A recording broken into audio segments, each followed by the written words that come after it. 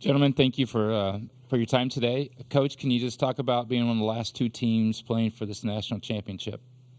Yeah, we're fortunate. You obviously got to get some breaks along the way, and then the old cliche, you got to make your own breaks too. So whatever combination it's been, we'll take it. I know one ingredient combination, whatever you want to call it, has been our fan base has been phenomenal. So looking forward to seeing those folks here. I know some of them we can help with tickets, and then others are paying grossly high prices, but I guess that's kind of the deal here. Again, fortunate to even have the opportunity to be here. And then as far as where we're at, I think we talked as a group before the season, and there were a few things we wanted to accomplish, but one thing in the back of my mind was I like this group enough. I'd like to be around them as long as possible. Maybe there's a cutoff point somewhere, but we've kind of reached that as it relates to getting as much hangout time as possible with this group. Great, thank you. Well, questions now for the players. First one's right here. Kirby, I'm curious. What was it like facing Tennessee and y'all's lineup back in the fall? No, it was definitely hard. You got a lot of guys 1 through 9, and then you got all the guys that that helped them get to where they're at right now. But no, it was tricky. You can't throw them anything because they can leave the yard whenever they want. So you're trying to help yourself out in the fall because you want to be able to throw in the spring. Howard Borden, KOBM Omaha coach, and Kirby and Kavares, congratulations to you in Tennessee for reaching the championship series. A quick question for Kirby and Kavares. It's kind of a two-part thing. Just the camaraderie of your ball club from fall ball to this point, maybe you could comment on that. And then just as student athletes and fans of the game, what do you like about A&M and their style of play as far as competing for the championship? And again, best of luck to you.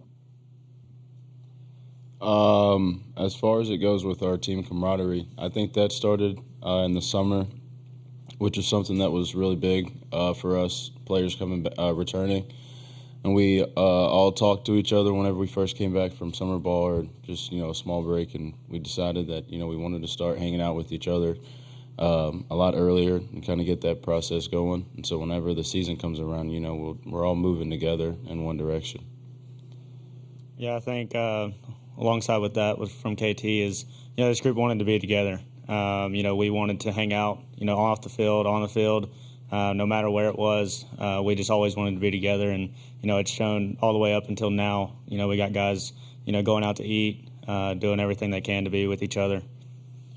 And, as far as your one question, I think this is a SEC series that did not happen during the regular season, obviously. But I don't mean to speak for anybody else. Both sides are probably pretty happy it's at a neutral site. Their place has their own unique brand, how they do things, and you'd be remiss if you didn't say it gets rowdy in that ballpark. And then I guess you're only as good as your last game, so to speak. That Evansville game that Xander pitched in was absolutely bananas with our fans. So maybe it's best that it's on a neutral site. Questions for players? Right there. Wilson Moore from the Omaha World-Herald. Kavares, being part of this lineup with 20 home run hitters, just 520 home run hitters, just how does that make your job easier? How does that help having that much depth in the lineup for you? I don't know if I would say it makes it easier because I think we're all competitive, and so if Dylan Dreiling, for example, hits a home run, then I'm kind of looking at him like, hey, you know what? I think I want to hit one too. Why don't you just have a good at-bat? I was getting there. Okay. But whenever I actually get up to the plate, then I'm just thinking about having a quality at-bat. His answers are a little more reserved than his little brother's. And he doesn't, I probably shouldn't say this till his time is done with us, but one of the main reasons we kind of stayed hot on the trail of KT was how likable his little brother was. He was much, younger then, but great family. So he did a good job in that interview. I don't watch much of that stuff, but I did watch that one. Question right here. KT, you talked about it being a point of emphasis in the summer to build that camaraderie. Why was that important to this team? Why did y'all feel like y'all needed to do that?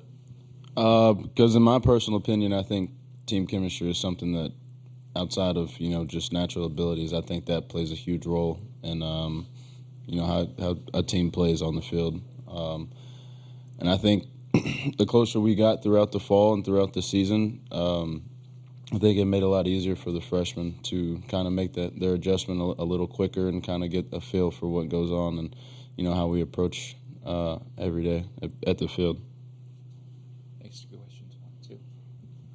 Ben Peck, NBC College Station. Kirby, when you look at Texas A&M and how they take their at-bats, obviously they draw a lot of walks and get into a lot of deep counts. Just what makes it difficult from a pitching standpoint from what you've been able to see for pitchers to just put guys away and for them to be able to extend it and, cause some trouble for people?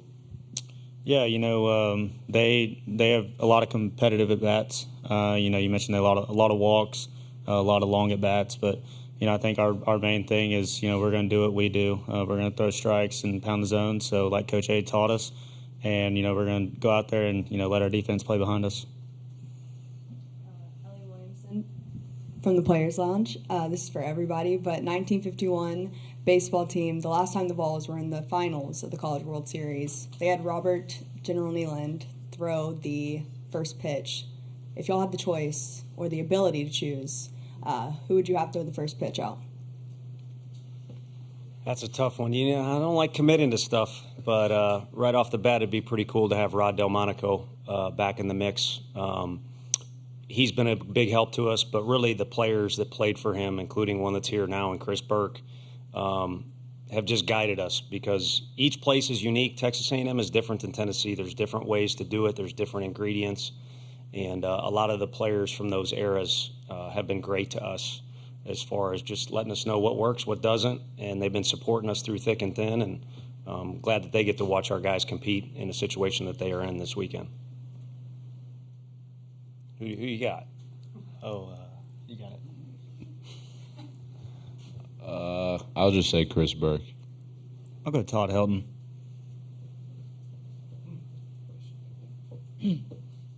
Reese Van Afton, WATE. Kirby, it seems like every time there's a jam, Tony seems to pick you out and choose you to go, and you go in almost every game. How do you mentally prepare yourself to pitch in every single game, especially when there's 3 straight coming up?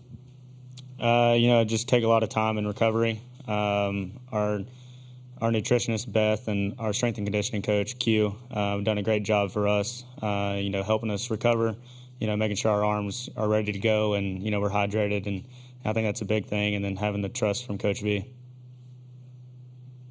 Go here, then here. Kavaris, how would you describe the mindset of the team these last 2 days going into the weekend, and what is the mindset as you all play for a national championship? I don't think our mindset's changed throughout the whole season, and that's just to take it one game at a time. And something that I know that we talk about a lot was in the fall. Coach V mentioned, and I might get it wrong, but there was this player who thought their whole goal for the whole season was to be locked in for every single pitch. And I think that's something that, for me personally, I have tried to do, and I've definitely talked to some of our other guys out there about that. And I think collectively as a group, I think we do that pretty well. This is for both the players. All right, so guys, we're talking about 1951. We're talking about Burke and the guys that are my age that were at Tennessee 30 years ago. What would it mean to finally be able to bring a baseball school a baseball national championship? That would be awesome. This is something that we've talked about, for my 5 years is, trying to win a national championship. And I think this group is, we've spent a lot of time together. We talk about, that's our main goal is try to win a national championship. And, we get to a 3-round fight this weekend and try to be the first team to win 2 games. I think it would definitely be special, especially for the guys that have done so much to help us to get us to where we are at now, the players that came before us, and also for the fans and family that have sacrificed so much of their time to come and watch us and give us support. I think it would definitely be something special for everybody. I appreciate you. If I could chime in, I appreciate you calling us a baseball school is what I wanted to say. But over the years, it's been a lot of everything school. It's been a school that people are very loyal to. So I think regardless of how these guys have done, especially him because he's been with us so long, it's been pretty incredible how positive people are and how loyal they are for being in the SEC. Because most people are only as loyal as, as the winds go by. So it's been an everything school, and I think if I was to answer the question on the whole, not selfishly, throwing out the first pitch, if you get one pick, is Pat Summitt. And I think as I've gotten to, me and Frank went to lunch one time with a former worker who helped out the women's basketball team, said the only topic we're allowed to talk about is Pat stories.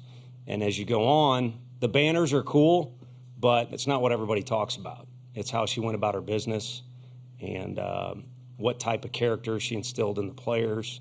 Pretty awesome. So I think that's what her championship was, despite all the banners. And then a byproduct was a whole hell of a lot of wins because she was a winner.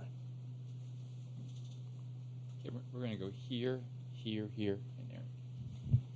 Kavaris, when you look at, I guess, just purely ERA numbers, I think Texas A&M was number one nationally during the season. It's been number one in this tournament here in Omaha. When you look at that staff and when you studied them, is it stuff? Is it the way they're competing? What have you seen from those guys? I will just say they're competitors. They're playing the national championship, and they're also playing in the SEC. So, I don't think they just got there by luck. I think they're really good competitors.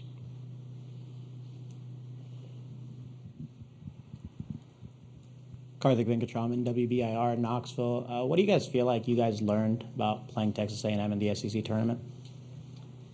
I was asked, I'll lead because I was just asked that question on the radio, and how much value does that game have? And unfortunately, not a whole lot because we're, for whatever reason, able to edge them out on that particular day, but we don't get any runs for that on the scoreboard. And I think everyone who's ever competed in that tournament loves it. It's hard to put into words quickly how awesome that event is and how well they do running it.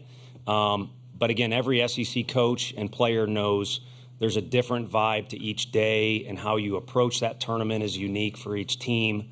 So to recall on that game, maybe you look at some matchups that occurred or something like that. I don't think it carries a lot of weight. Paige Dower, full disclosure. Kavaris, in these games where there's not a shortage of pressure, how much do you look to guys like Kirby and Xander to maybe keep the dugout loose? I think at this point, I think it's just something that is just a given that's going to happen. I think all season, every game that I can remember, at least, our dugout has been how they always are, just acting a little bit crazy, and I think Kirby plays a good part in that. So does Xander. Eric Olson with the Associated Press. Kirby, you being the gray beard of the group. Out of us three? I like that. Yeah. When you look back at the journey you've been on to get to this point, could you comment on the range of emotions? You guys lose the Super Regional to Notre Dame a couple of years ago. You've been here and went, I think, 1-4 in the last two appearances. The range of emotions, did you think you'd get to this point after kind of all that frustration? No, it's been a lot of ups and downs. Really good seasons, some rough seasons, and then, finally pulling out last year, getting to where we were. No, it's definitely been a lot. The past 5 years has just been truly amazing. And then, for the last ride, I guess you could say, trying to get to where we are right now and, trying to win. The last question for the student athletes. Katie, I know your family's here. Everybody else knows your family's here now after yesterday. But Kirby, I apologize. I don't know if your family's here. But just with the struggle it is to get here for them with the ticket prices and all that, just what does it mean to be able to play in front of them this week? I think it means the world to me because last year we were here. They weren't able to make it because my little brother was playing baseball. So, yeah, I think it definitely means the world to me to know that after every game, win or lose, they'll be there to support me and have my back. Yeah, so my family was here for the first two games. I actually banned my middle brother from coming to any games because we'd always lose when he showed up. But no, he's finally making the trip up from Missouri this year, or Mississippi. I don't know why I said Missouri. Mississippi. So everybody will be here. They're actually going to try to come to practice today if they'll let them in. Gentlemen, thank you very much. Best of luck and enjoy the run. Thank you. Thank you. We good? You guys are Yeah, I mean, you're done. I don't know if you're good. You guys can go. Oh, okay. Yeah. You sure you don't want us to stay? Not really. Okay, good. Don't worry, KT. I'll get your chair.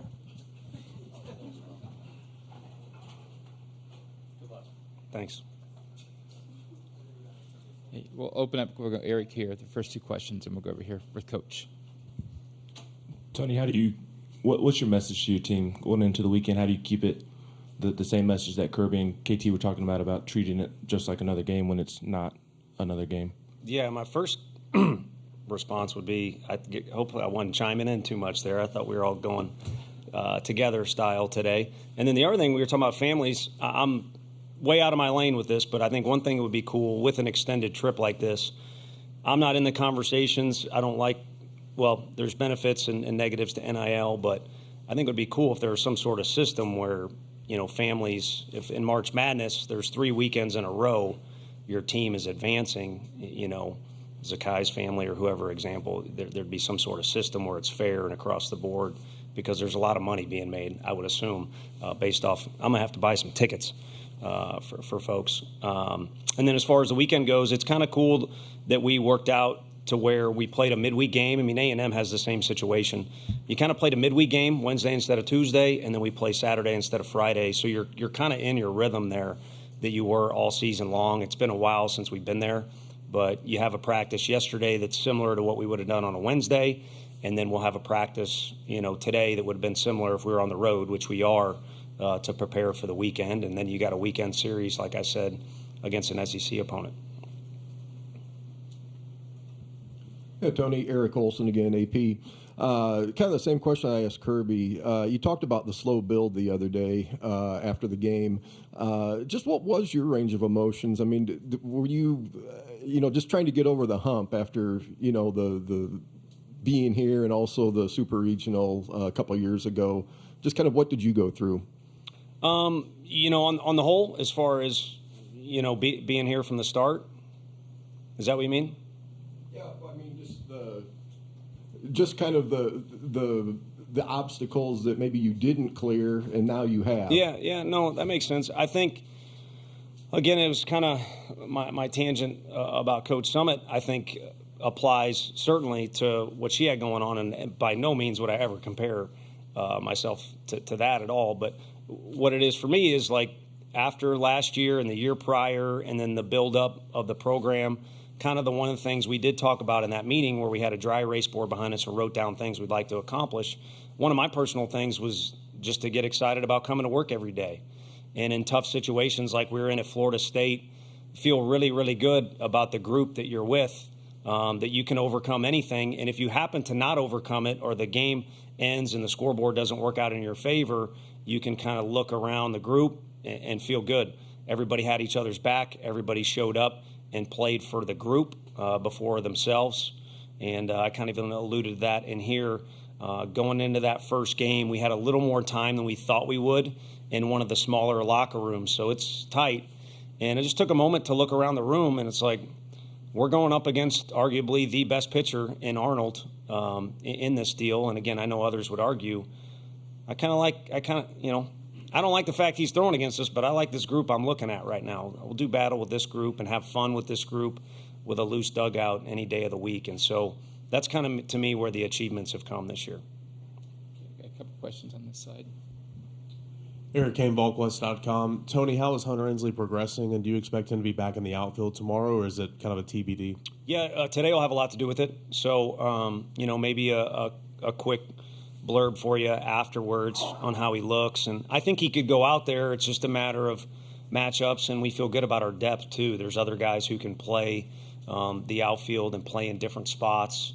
So we don't want to push it, but at the same time, he's our guy, so we want him in the lineup in some capacity. But I think there's a lot of time between now and first pitch tomorrow, so hopefully that'll benefit him.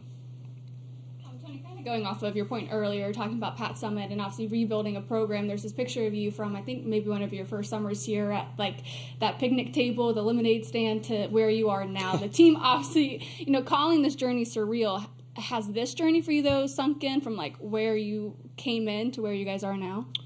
A little bit because of last night. So the timing of that question is interesting. Normally I would say no. It kind of goes by fast and you're caught up in the moment so much. And here is such a unique combination of downtime and obligations. But last night I checked my phone before I go to bed, and on the little iPhone, they send you like 5 or 6 pictures, which are kind of scary, some of the ones you get. But I got one of me and my dad on the field, and it's natural grass, and there's nothing but a bunch of trees in left field. You can't even tell that there's any porches. And so I sent it to our video coordinator, Coach McCann, and we had a back and forth about all the things in year one that were there that are not there now. So, again, the timing is pretty interesting and took a moment to do that. And it's been fun. And like our stadium, I wouldn't want it any other way. We've had this kind of steady progress. There hasn't been one big upshoot in anything in particular, but it's been this steady progress, maybe maturing a little bit to where you don't do lemonade stands, and we have more fans to where you don't have to do lemonade stands. So, yeah, it's fun to make progress, and as they say, the journey is kind of what it's about. It's been a fun journey in particular this year. We have 1, 2, 3, 4, 5. We got probably the last 6 questions here. Tyler Shaw with KBTX in College Station. Tony, you said you liked your lineup and your group, against anybody. What have you seen from A&M's pitching staff and the way they've been playing, especially this Men's College World Series, and how do you like that matchup? Yeah, I mean, in that particular instance, looking around the locker room, you're looking at all kinds of guys. I'm reflecting back there. I'm just kind of talking about our group being good about competing against anybody. But obviously, you get into matchups with our lineup, and it's like, man, Florida State, and then Florida's younger guys are getting more experience, which A&M shut them down. And you got the most dangerous guy, him and Charlie. I don't include our players in any of that, in CAGs. So they're capable of shutting down anybody. And then again, you get to this point, every lineup, I feel like ours and theirs can get you from any one spot. And there's, a lot of uniqueness to each lineup, too, where there's a variety of ways that they can get you. And I feel we're included in that group. But, we're going to have to go up against Prager. It'll be the second time. And he's given a lot of people fits, either a lot of strikes out of him, but also gets guys to chase out of the zone a little bit. And he's, at this point in our league or the ACC too, you got about as much experience as you're going to have. He's already thrown on that mound out there. So it's up to us to put our best foot forward, or just put ourselves forward, stay true to who we are, and he'll be trying to do the same thing. And then you look at the guys that are available afterwards, or better yet, look at the way they've gone to the bullpen in the postseason. He's not afraid to go to the bullpen early because he knows he's got weapons down there.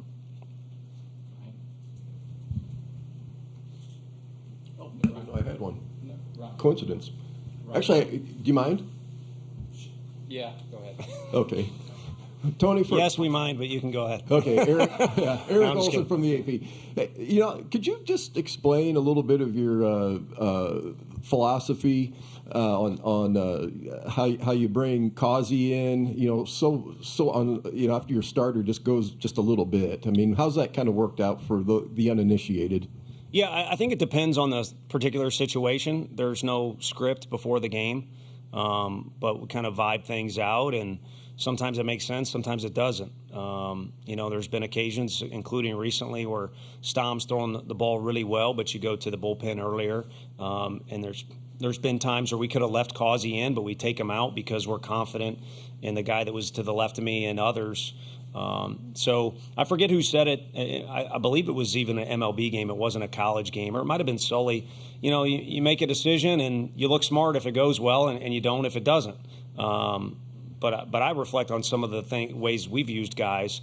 Sometimes you look back and like, that was not the right move, but it worked out. And then there's other times where, I'm second guessing myself or go over things with Frank, and he's like, that's 100% the right move. It just didn't go that way. So, we'll go with our gut, and we'll go with a group of guys, like I said, in that locker room that we feel good about regardless of how the result goes, as long as we stay true to who we are. Tony, I think you as a coach and this program has been known for its emotion over the years, sometimes good, sometimes bad. How do you manage that? How have you evolved about managing that in that dugout, particularly in the biggest game they'll ever play in? Sure. No, I think it's all good emotion if you ask me, because you're doing – we talked about KT's family, and KT alluded to the support staff. Megan Anderson, our academic coordinator, Q, all the people that are helping these guys. I mean, heck, they get massages now, cryo. They get every resource in the world. What a disservice you're doing if you go out there and someone questions whether you had passion for what you were doing, or had any energy or enthusiasm for what you're doing. Even if you're just like the guy that I was in the dugout that's warming up the outfielder, freaking do it as good as you can. Otherwise, it's a complete disservice. And so I like thank yous from kids. But you all know it too, either that are parents or just a friend. You know what appreciation looks like, and it's not saying thank you. And so I think that's the best way to show appreciation, and I've tried to practice what I preach. And so in that dugout, sometimes we've executed that passion better than not, kind of what you're alluding to. But I think in this particular year, our guys have had a good little sense of what 9 innings is all about and how to navigate those waters. And you can throw pregame in that and even postgame in the middle of these series that we've had to play. So for now, I keep kind of saying our guys need to stay true to who they are or be who they are. That's all we want. We talked about it because last time, a couple times we've been here, you look around the stadium and next thing you know, the game started and you're not the group that you were that got here. You plan on using the same pitching plan you all have used most of the year, and how much confidence is there in the way that's worked out? Are you a spy for Texas A&M? Like, we can't. No. Yeah, we don't have anything, different. I guess Wednesday, Xander would make the joke that he pitched the midweek game like he did the other day. But we'll kind of take it one game at a time, literally, with our guys with standing beam. So we're right back to where we started the year. We wanted to play against Texas Tech, a great program, and throw everything in the kitchen sink at them. But we also knew Drew Beam was our guy that's provided some consistency and experience. So we wanted him to throw game 2 and do his thing, and we would work around that. So in a way, we're right back to where we started and don't really see a need to do anything uniquely different other than, again, just kind of go with what our gut is for that present inning to put ourselves in a decent position. Now batting on deck in the hole. Jacob Richmond, Lone Star Live. Coach, could you talk a little bit about your time at TCU working under Coach Schloss and maybe if there's anything that kind of stuck with you that got you here to this point today? Another thing, that timing is good because this morning I was talking at breakfast. Randy Mazey, whose West Virginia team went on a phenomenal run this year, retires. Baseball got worse without him around, but he'll still be around, and he's way over opinionated, so he'll always have opinions. But yeah, in Fort Worth, we shared an office, and Coach Schlossnagle was down the hall, and me and Mays shared an office. His back of his chair was right here, and the different projects and ideas and things he had were they helped me along the way. It was a good education, and then also some of the stuff he did was incredibly dumb. He tried to teach himself to be a stockbroker and things like that. So it was interesting. And then the other thing I can speak to is this common theme I've been throwing out about stay true to your roots. Went from Missouri, which there was a lot of success thanks to guys like Max, and Coach Jay was very good to me, but it was time to, first of all, it was nice to get south of the Mason-Dixon line.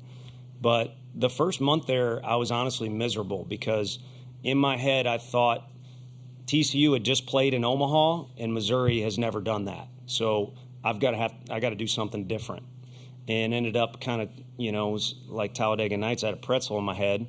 And come to find out, if I would have just started that month and started that year and been who I was, which is certainly not perfect, I think things would have started off better. But all in all, it was, I felt like things went well, and it was nice to go into the SEC, no doubt about it, but a new there was some talent being left behind and would miss out on some success. And I'll be dang if Boomer White didn't get a bunch of hits and prove that theory right. Now he's an Aggie too. The Bryan College Station Eagle.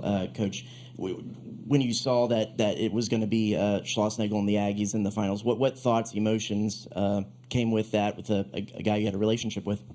Yeah, no, we, it's kind of funny. We finished that game on Wednesday, and again, there's so many obligations, and you thought here is finally a moment to catch your breath. So got back to the shower quicker than ever had, back to the hotel, showered quicker than had before after any games, and went and had a big Italian meal with some friends that came in town and family. We were able to get a big enough table. By the time that meal was done, you look at the score, and it's not over until the umpires go into the locker room here. But Florida had a young team, overcame a lot of things. So you're kind of putting things together there, and it's right in front of you probably what is going to happen. So, you got here, you got 4 SEC teams, 4 ACC teams. Us SEC folks are way too cocky. So you figured you'd be playing one of those opponents, and all 3 of them are certainly unique in how they do it. They do it differently, but they all do it really, really well. So we'll see what we can do.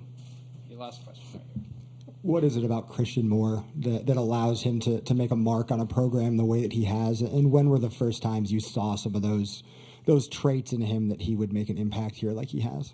Yeah, no, I think that attitude that we talked about, I guess that's the theme, and that's understandable. Everybody's entitled to their opinion, but again, I said I wish people would have kept track of our first year. Maybe you all did. You guys covered us with a lot of hustle. There was a lot of we took a lot of abuse on our field and other fields too, either on the scoreboard or across the way. We were bullied is the easiest way to say it, and no one wanted that feeling again, and not just in SEC but non-conference play. So I guess you have to bow up in that situation, and that's what a lot of players did, and it worked for us. And it wasn't certainly something, again, on a PowerPoint or dry erase board, but, we wanted to play with some attitude and a chip on our shoulder, because look at who we're going up against, the in-state players of Florida, the fans in the stadium and tradition and in-state players at Texas A&M, so on and so forth. So that recipe's been there, and our best players have had it. Now, some do it differently. Gilbert really wears it on his sleeve. Jake Rucker, it's kind of more internal, but he got it. And, I think Simo has a ton of that. And the older players his freshman year had to coach him how to rein it in. And Trey Lipscomb was a tremendous big brother figure for him. And when he started taking that coaching and making those adjustments to make his strengths rather than weakness, is when you saw that something could really come along. And then the last thing I'd say is he goes through his freshman fall, and guys start comparing him to Andre Lipsius in the way he thinks through situations and is kind of a puzzle solver. That goes pretty well with that physique that he's gifted with. Coach, thank you for answering questions. Real quick, though, we're going to bring Coach Schlossnagle in here. We're going to take a photo with you two with the trophy. Okay, sounds good.